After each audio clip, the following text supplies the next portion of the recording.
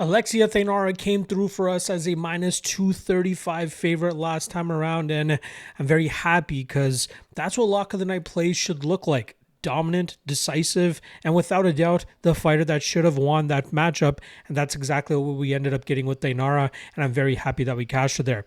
Unfortunately, we did lose out on one of our other Lock of the Night plays. I believe it was for the LFA card where we came up short with Basinger Makayev. I believe a lot of that had to do with the referee constantly standing the fighters up when our primary path to victory for that fighter was to secure takedowns and get control.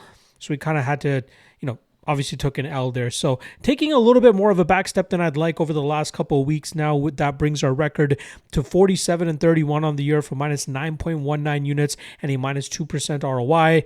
Again, this 50 unit goal for the year is going to be hard to capture, but we'll stay the track, stay the course, and see if we can get there with the 3 months of action that we got left.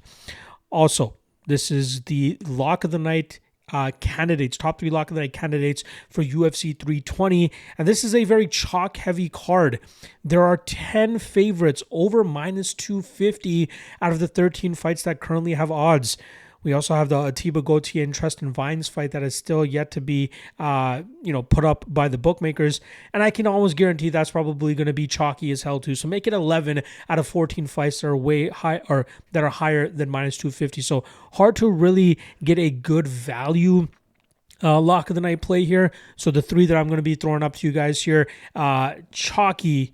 Whether you want to parlay them or whatever it is, I'm going to give you 3 of them. I've already picked one as my official Lock of the Night play and already put 5 units down on them.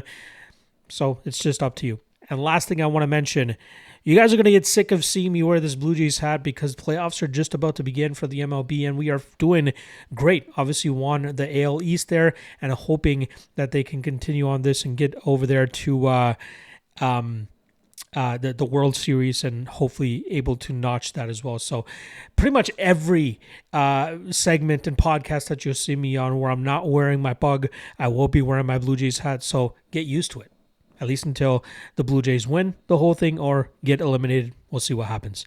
All right, let's get into the top 3 Lock of the Night candidates for UFC 320. First up, we got Austin Vanderford coming in at minus 300 as he goes up against Ramiz Brahimaj. Brahimaj obviously very volatile early on in his matchups, considering 11 of his 12 wins have come in that first round. He's very aggressive with his submission game, but I think Vanderford is good enough to shut that down, either grind him out from that top position, utilize his grappling defensively, and land some big power shots on Brahimaj there. But I think ultimately Vanderford will start to take Brahimaj to the ground, and that should allow him to muster up a second or third round finish here. And I think he does it at a consistent enough rate here that minus 300 may actually be a pretty damn good line for that spot. The second Lock of the Night candidate is going to be Punahele Soriano, who comes in at minus 280, taking on Nikolai Veretennikov, who just came up short against the aforementioned Austin Vanderford back in February. Veretennikov did manage to get back on the winning track against Francisco Prado by split decision just a few months back. But I think Soriano's run at 170 pounds is going to continue to roll here as he looks for his 3rd win at the weight class. We've seen him showcase his wrestling, but also his knockout power last time around against Uroš Medic, and I think he can use either method here to try to get the win over Veretennikov.